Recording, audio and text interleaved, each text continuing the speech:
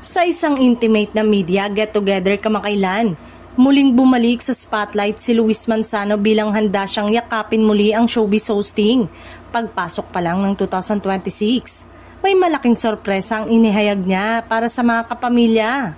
Dito sinabi niya na bukod sa pagbabalik ng Rainbow Rumble, may plano rin siyang pasukin muli ang mundo ng daily game shows.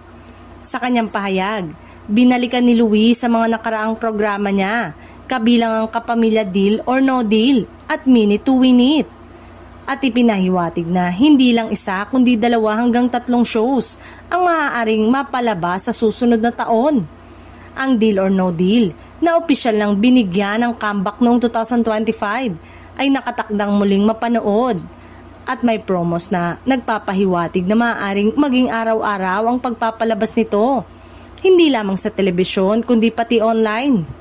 Subalit hindi malinaw sa ngayon kung alin sa mga ito ang talagang magiging daily show o kung may bagong format pa na ihahain. Bagay ito na nagpasorpresa lalo na't nagbigay ng clue si Luis ang posibilidad na may isa pang game show pa siyang gustong isulong para sa 2026.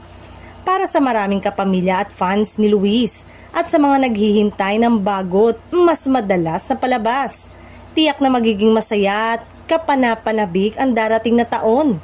Samantala, hinihintay din ng ilan ang opisyal na anunsyo, alin sa mga lumang paborito, ilan sa muling babalik, at alin ang bagong ihahain para magpapanibago ng gabi-gabi sa telebisyon.